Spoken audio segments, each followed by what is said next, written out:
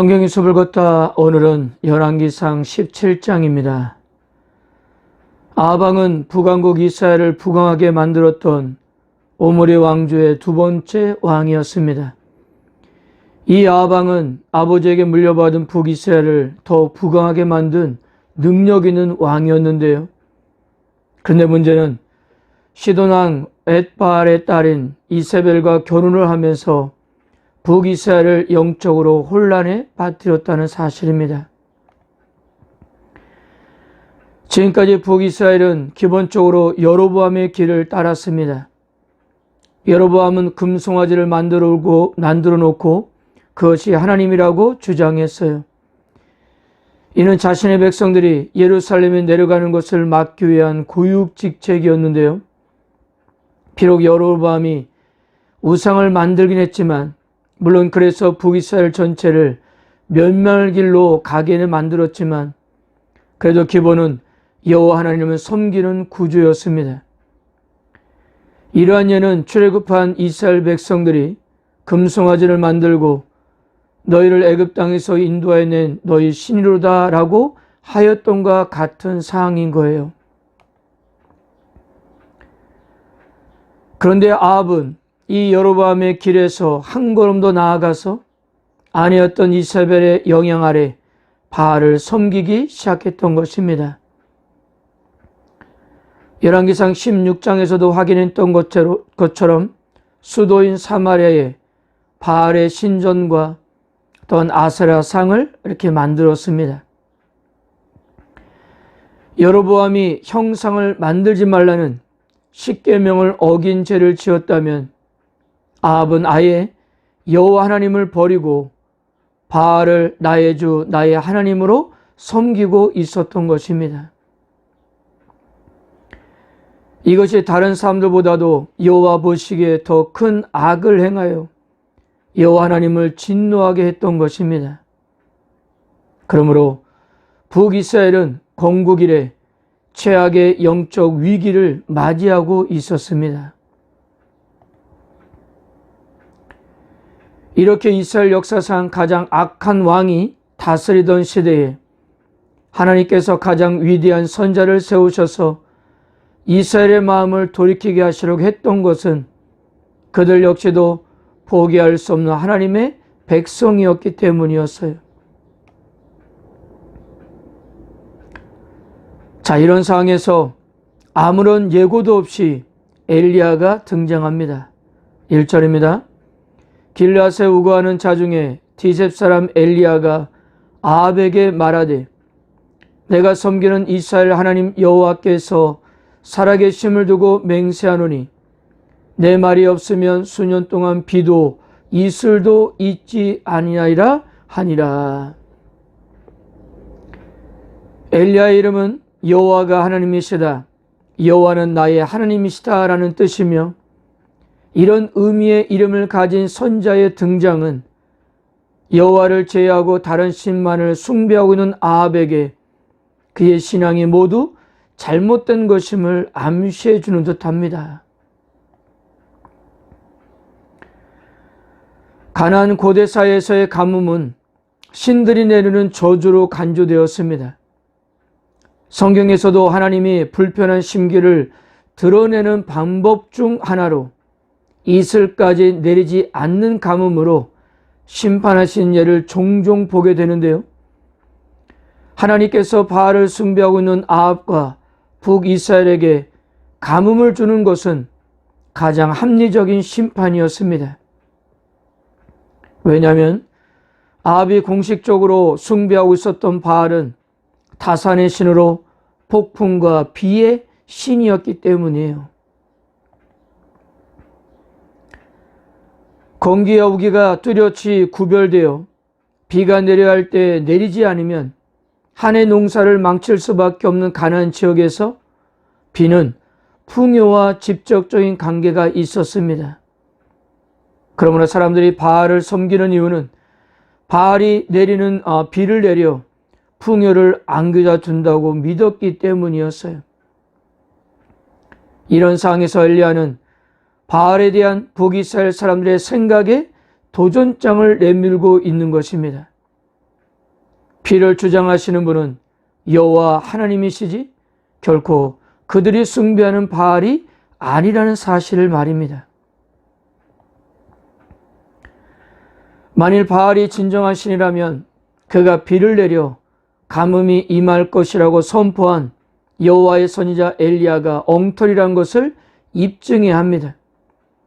반면에 엘리야가 말한 대로 정말 비가 오지 않는다면 바알은 아무런 능력이 없는 인간이 만들어낸 허상에 불과함을 보여주게 되었던 것이었어요. 여호와와 바알, 누가 과연 진정한 하나님이시고 생명의 공급자인지를 이제부터 엘리야를 통해서 확실하게 증명될 것입니다. 하나님께서는 먼저 그리 시냇가에 물이 마르지 않는 동안은 엘리야를 그곳에 숨기시고 까마귀를 통해서 먹을 것을 공급하셨습니다. 그리고 시냇가의 물이 마르자 하나님은 엘리야에게 이세벨의 고향이면서 바알 종교의 항복판인 사르밧으로 가라고 했습니다. 신약 성경에서는 이곳을 사렙다라고 이렇게 지칭하는데요. 가뭄 기간 동안 하나님은 엘리야를 사르밧의 이방 여인을 통해서 먹을 것을 공급하셨습니다. 그렇다면 성도 여러분, 이 까마귀와 사르밧 이방 여인의 모습을 통해서 무엇을 말씀하시는 것일까요? 까마귀와 이 사르밧 이방 여인의 공통 분모는 바로 순종이었습니다. 즉 먹을 것이 절박한 상황에서 자신이 먹지 않고 선지자 엘리야에게 공급해야 하는 하나님의 명령에 까마귀들도 사르밧 이방 여인도 순종을 했던 거예요. 까마귀는 왠지 우리나라 정서에선 불길함을 주는 흉조입니다. 그런데 이스라엘에게도 까마귀는 그리 달가운 새가 아니에요. 레위기를 보면 까마귀는 제사를 드리기에도 부적합한 부정한 동물로 분류되었거든요. 사체나 쓰레기까지 가리지 않고 개걸스럽게 먹어치우는 새였기 때문입니다. 평소에는 자기 새끼조차도 귀찮아하는 새라고 해요. 아니, 이렇게 탐욕스러운 새가 그것도 가뭄의 상황에서 떡과 고기를 엘리야에게 나르다 주었던 것입니다.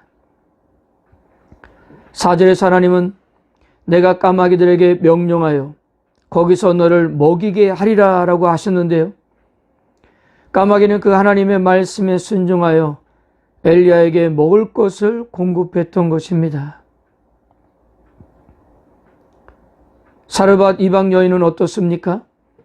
빵을 요구하는 엘리야를 통해 하나님의 은혜가 임하지 않으면 그녀와 아들에게 기다리고 있는 것은 죽음밖에 없는 절박한 상황이었어요. 근데 이런 상황에서 엘리야를 통한 하나님의 말씀을 믿었던 것입니다. 14절입니다. 이스라엘 하나님 여호와의 말씀이 나 여호와가 비를 지면에 내리는 날까지 그 통에 가루가 떨어지지 아니하고 그 병에 기름이 없어지지 아니하리라 하셨느니라.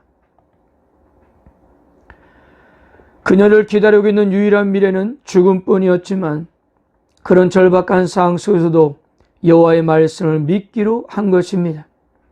그리고 죽었던 아들이 엘리야를 통해서 다시 살아나면서 그는 이렇게 고백했어요.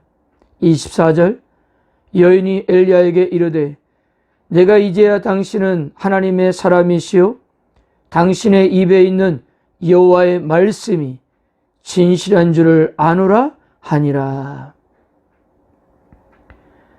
이방인이었던 그녀는 결국 하나님께서 선지자 엘리야를 통해 말씀하시는 모든 것이 진실하다는 것을 깨닫게 되었던 것입니다.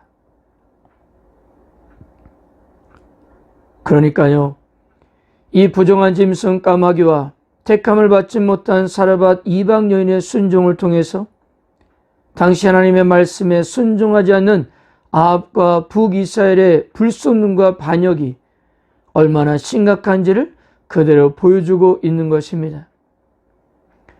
까마귀와 이방 여인은 본성을 거스르면서까지 여호와의 명령에 순종하는데, 하나님의 백성이라 하는 북이스라엘과 하나님의 섭리로 왕위를 허락받은 아합은 불순종과 반역을 일삼고 있었기 때문이었어요. 그러므로 이스라엘이 살 길은 오로지 여호와 하나님을 인정하고 말씀에 순종하는 길밖에 없다는 그림을 이렇게 보여주고 있는 것입니다. 결코 가뭄에도 무기력한 바알을 믿는 것이 아니라 죽은 자도 살리시는 전능하신 하나님을 믿어야 했던 것입니다. 사랑하는 성도 여러분, 오늘 열왕기상 17장에는 우리가 정말로 의지하고 바라볼 분은 하나님밖에 없음을 다시 한번 보여주고 있습니다. 하나님의 보호하심은 시간과 장소, 사항을 초월하여 주를 앙망하는 자에게 임하고 있는 거예요. 그러므로 오늘 우리가 해야 할 일은 하나님 외에 의지하고 있는 모든 고리를 끊는 것입니다. 우리가 궁극적으로 의지할 분은 하나님밖에 없기 때문이에요.